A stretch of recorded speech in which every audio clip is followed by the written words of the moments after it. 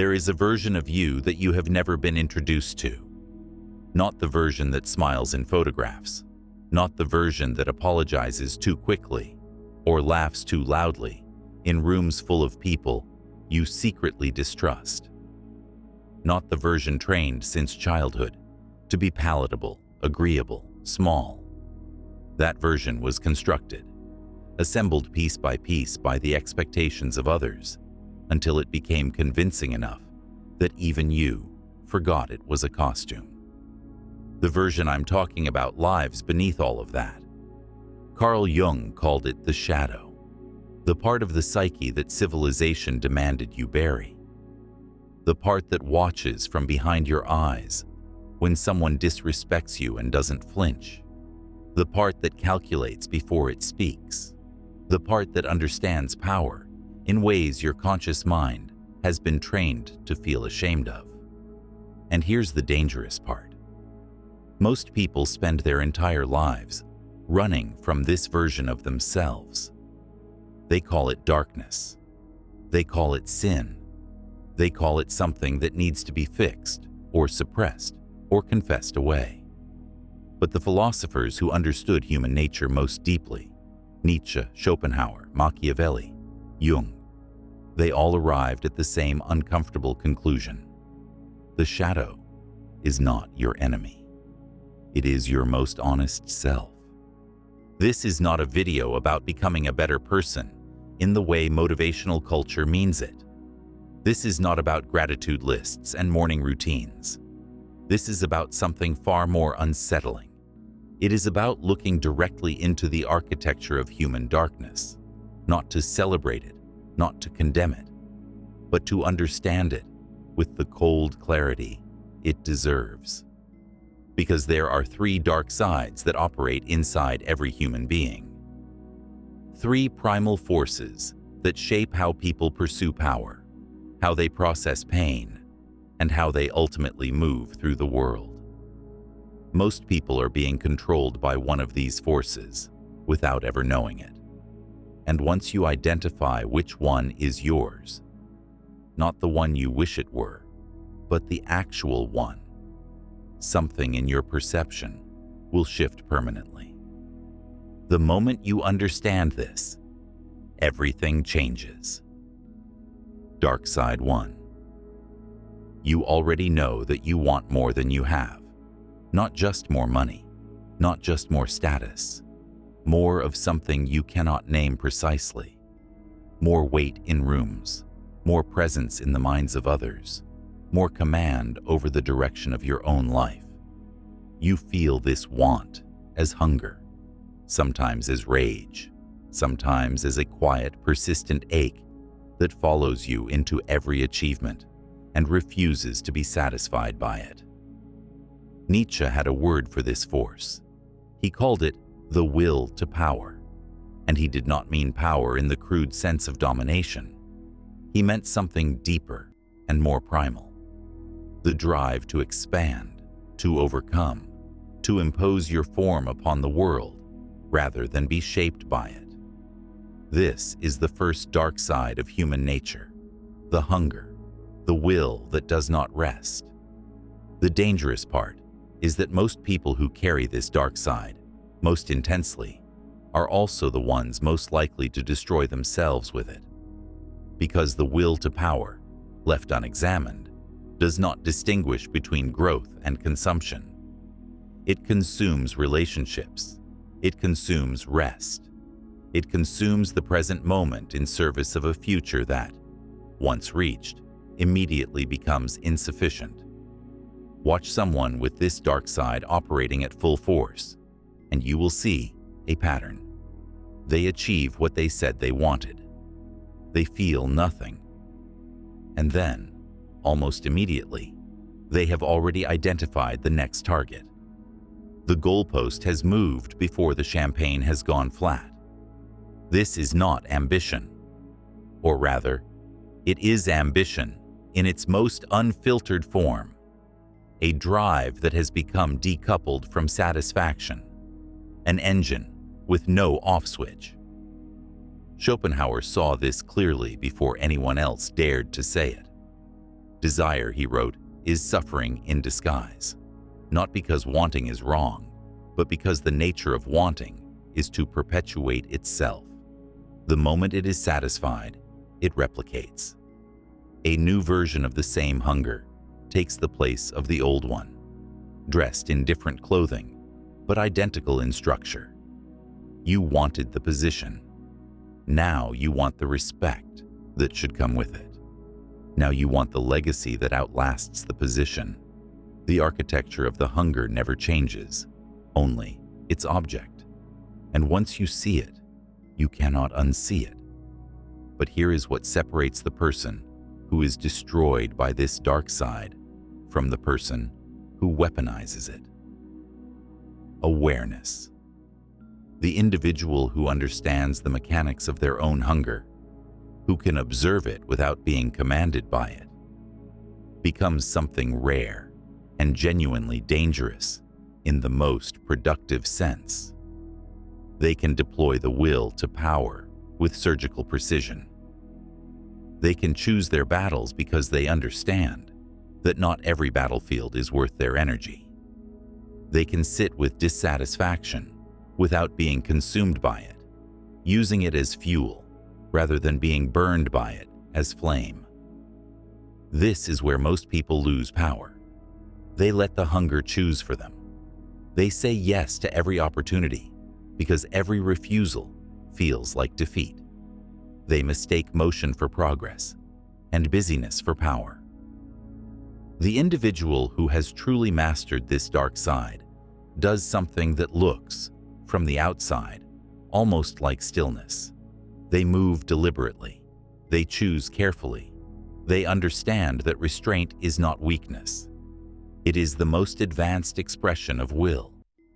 The world rewards strategy, not hunger alone. Dark side 2.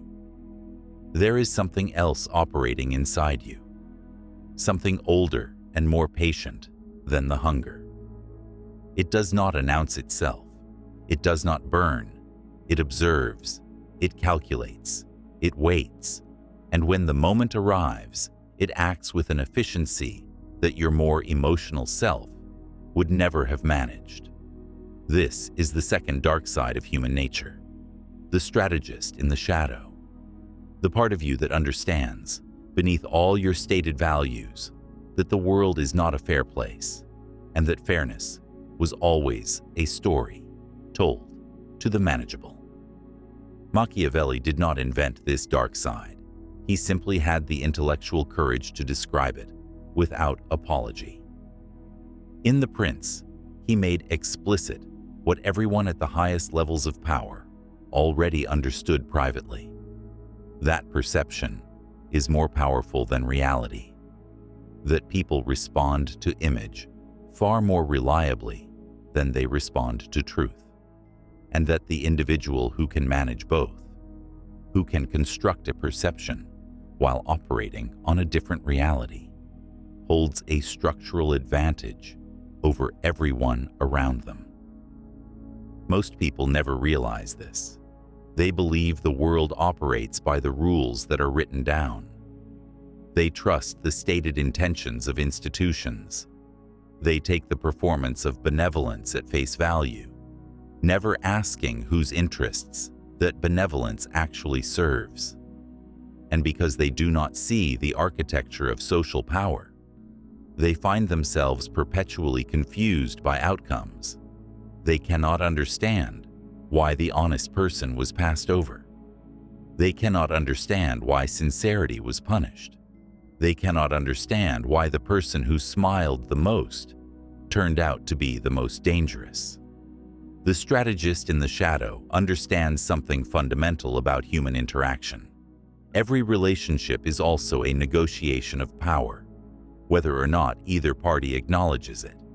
Every social exchange involves perception management, whether or not either party is conscious of it. This is not cynicism. This is realism. Sun Tzu understood it in the context of warfare. All war is based on deception, he wrote. And the social world, the world of careers, relationships, institutions, hierarchies, is simply warfare conducted by other means. And here's the dangerous part. The individual who refuses to acknowledge this dark side in themselves does not become innocent. They become blind.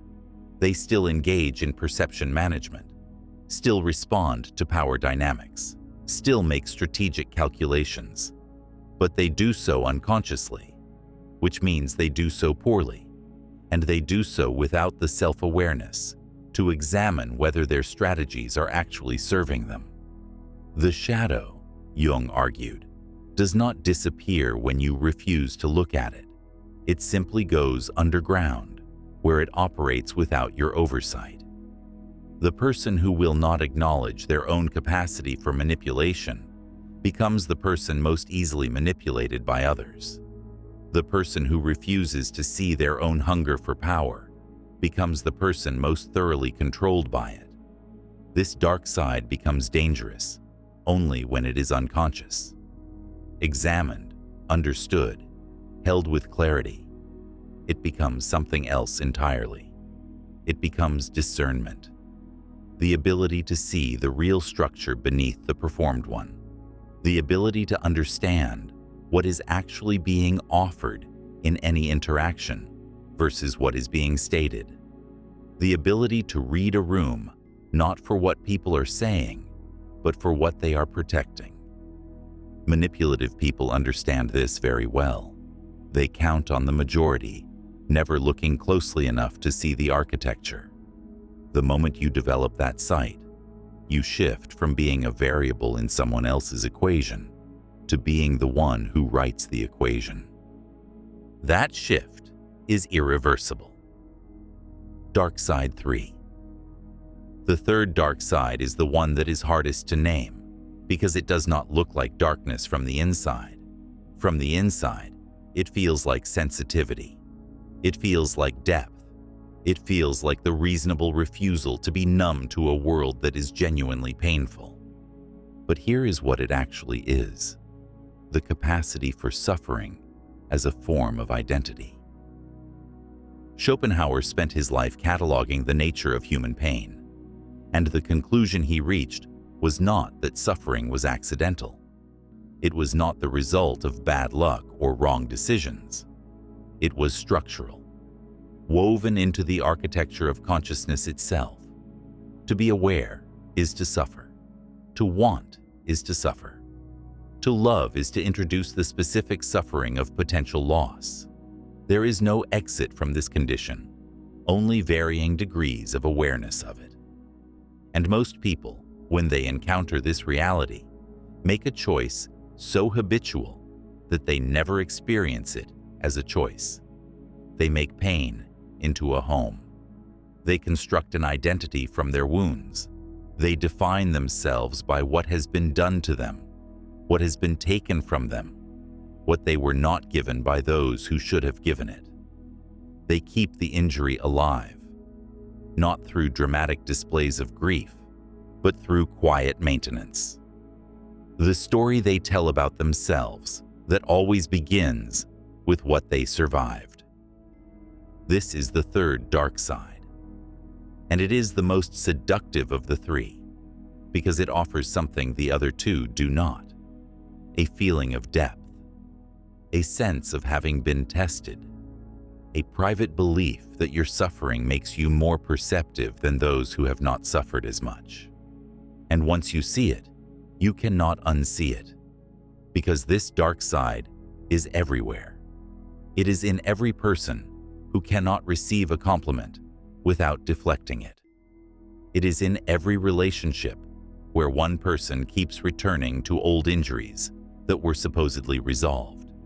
It is in every individual who, when they finally get what they claimed to want, finds a reason why it does not count. The suffering identity is a survival mechanism that outlived its usefulness, a strategy for enduring pain that continued operating long after the pain itself had passed, because the strategy had become more familiar than the absence of it. Jung's concept of shadow work is perhaps most relevant here. The shadow is not simply the dark impulses, the anger, the hunger, the calculation. The shadow also contains the beliefs you carry about your own limitations, the convictions formed in moments of genuine pain that became embedded as permanent facts, the story that you are too much or not enough, or fundamentally at risk in ways that require constant vigilance. Shadow work is not the cheerful process it has been reduced to in popular psychology. It is the uncomfortable act of locating these stories, examining their origins, and making a deliberate choice about whether to continue living inside them. This is where people lose power more than anywhere else. Not to external enemies, not to competition, to the internal narrative that keeps them slightly behind themselves, always processing, always recovering, never fully arrived. The Stoic response to this dark side is not to feel less. It is to feel without being governed. Marcus Aurelius did not practice emotional suppression. He practiced what might better be described as emotional sovereignty, the ability to experience pain without constructing a story about what that pain means about you, about the world, about what is possible for you going forward. Pain passes through a sovereign individual. It does not set up residence. The moment you understand this, everything changes, because suffering as identity is not actually a measure of depth. It is a measure of attachment. The deepest individuals are not the ones who have suffered most visibly. They are the ones who have suffered, metabolized it, and continued moving, carrying the knowledge of what pain taught them without carrying the pain itself. That is a different kind of power, quieter than hunger, subtler than strategy, and in many ways, more difficult to achieve than either.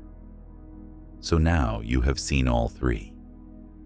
The hunger, the will to power that does not rest, that must be observed rather than obeyed, if it is to serve you rather than consume you.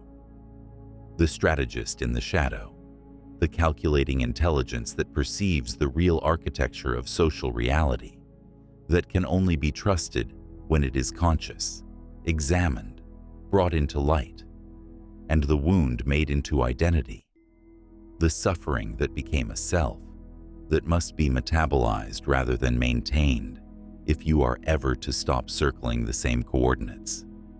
You already know which one is yours, not the one you perform in public, not the one that sounds most sophisticated.